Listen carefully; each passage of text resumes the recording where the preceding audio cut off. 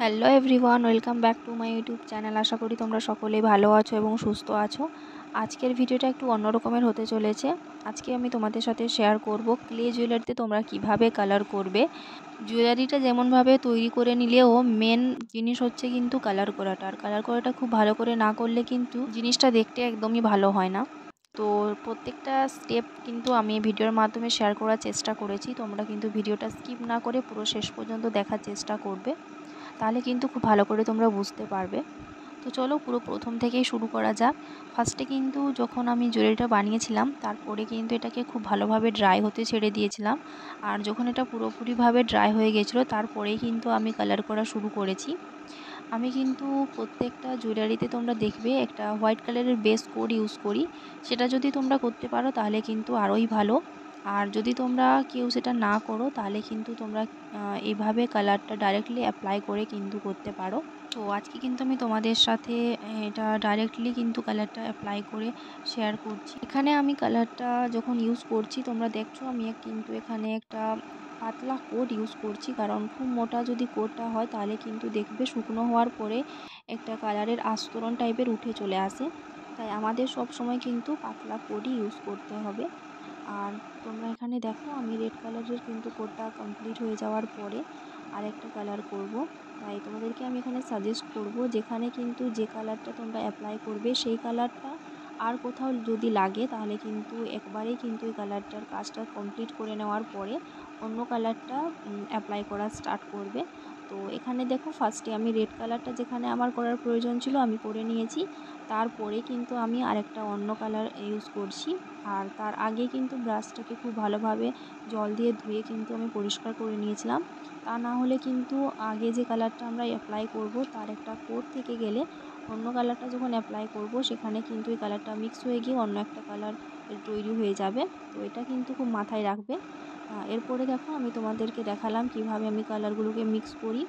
তো তোমরা কিন্তু একটু একটু করে কালারগুলোকে মিক্স করবে, একেবারেই কিন্তু মিক্স করলে দেখবে অনেক সময় একটু বেশি হয়ে গেলে অনেকটাই গাঢ় রং চলে আসে। তো আমাদের যতটুকু রিকোয়ার্ড থাকে তার থেকে বেশি অন্য একটা কালার চলে আসে।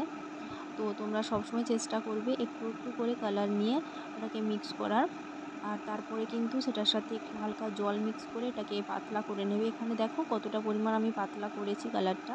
এখানেও তোমরা খুব ভালোভাবে লক্ষ্য করো, এখানে গ্রিন কালারের কাজটাও কিন্তু আমি একেবারে কমপ্লিট করে নেব। অর্থাৎ এখানে আমি গ্রিন কালারটা যেভাবে অ্যাপ্লাই করে নিচ্ছি, এরপরে যেহেতু পাতাগুলোতে আমি গ্রিন কালারটা অ্যাপ্লাই করব তো সেটাও আমি এখানে করে নেব। আর এখানে আমি তোমাদেরকে দেখাচ্ছিলাম যখন আমি কালারগুলো অ্যাপ্লাই করছি তাহলে কিন্তু অন্য জায়গায়ও কালারগুলো আমার লেগে যাচ্ছে। তো সেটাকেও আমি কিভাবে ভালো ফিনিশিং দেব সেটাও তোমাদের সাথে শেয়ার করব। তো এরপরে দেখো পাতার যে কালারটা রয়েছে সেটাকে আমি একটু লাইট কালারের করব।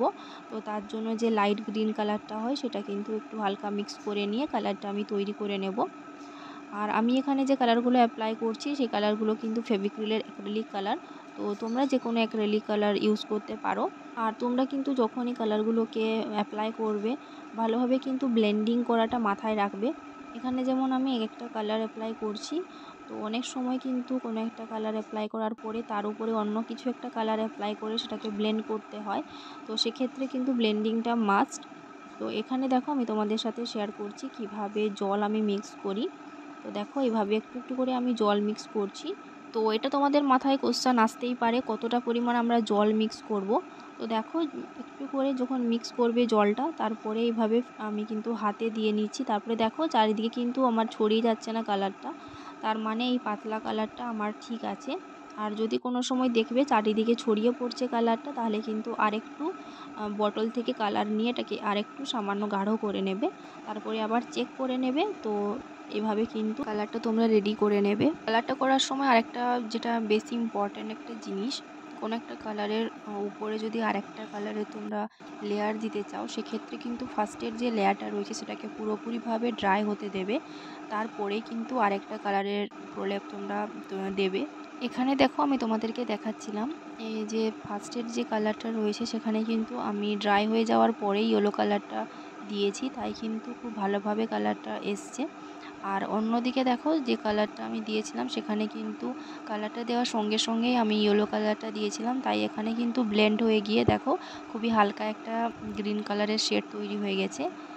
আর এই যে দেখো চারিদিকে যে কালারগুলো আমার ছড়িয়ে পড়েছিল তো সেগুলোকেও কিন্তু আমি ড্রাই হয়ে যাওয়ার পরেই কিন্তু এগুলোকে ক্লিন করব। এখানে কিন্তু প্রত্যেকটা কালার করার পরে কিন্তু আমি ব্রাশটাকে খুব ভালোভাবে ক্লিন করছি, তারপরে কিন্তু আরেকটা কালার আমি অ্যাপ্লাই করছি। আর এখানে যখন তোমরা কালার করবে সেক্ষেত্রে কিন্তু তোমাদেরকে কালারগুলোর ফার্স্ট কোট অ্যাপ্লাই করলেই কিন্তু কালারটা যে পুরোপুরিভাবে ফুটে উঠবে সেটা কিন্তু একদমই নয়। তো তোমরা কিন্তু সেকেন্ড কোট দেওয়ার অবশ্যই চেষ্টা করবে। কোনো কোনো ক্ষেত্রে কিন্তু 3টে কোটও দেওয়ার যে প্রয়োজন পড়তে পারে। তো প্রয়োজন মতো তোমরা কালারগুলো করবে। আর যখন কালার করা পুরোপুরি কমপ্লিট হয়ে যাবে তখন কিন্তু এটাকে পুরোপুরিভাবে ড্রাই হতে দেবে। খুব বেশি চেষ্টা করবে একদিনের জন্য যাতে তোমরা ড্রাই হতে ছেড়ে দিতে পারো। আর যখন এটা কালার করা কমপ্লিট হয়ে যাবে তখন কিন্তু এমন একটা জায়গায় এটাকে রাখবে যেখানে কিন্তু কালারটার উপরে কোনো ধুলোবালি যাতে না পড়ে। তো তারপরে কিন্তু ভার্নিশের করে অ্যাপ্লাই করতে একদমই ভুলবে না, যাতে কালারটা আমাদের সিকিউর থাকে। তো এখানে দেখো কালারটা আমার কমপ্লিট হয়ে গেছে করা। আর যখন তোমরা কালার করবে তখন ব্যাক সাইডটাতে কালার করতে একদমই ভুলবে না। তো এটা কালার করা কমপ্লিট হয়ে যাওয়ার পরে কিন্তু আমি ভার্নিশের কোট অ্যাপ্লাই করে নিয়েছি। তারপরে এটাকে বিটস এবং কিছু টার্সেল দিয়ে পুরোপুরিভাবে কমপ্লিট করে নিয়েছি। তো আজকে ভিডিওটা তোমাদের কেমন লাগলো অবশ্যই কিন্তু কমেন্ট করে জানাবে। আর যদি একটু তোমাদের হেল্পফুল মনে হয়ে থাকে চ্যানেলটাকে অবশ্যই সাবস্ক্রাইব করে দিয়ে একটু পাশে থাকবে। আর আজকের এই জুয়েলারি সেটটা তৈরির পুরো সম্পূর্ণ ভিডিও কিন্তু আমার চ্যানেলে অলরেডি আপলোড করা রয়েছে। তোমরা যদি কেউ চাও সেখান থেকে চেক করে নিতে পারো। তো চলো দেখা হবে আবার নেক্সট কোনো ভিডিওতে।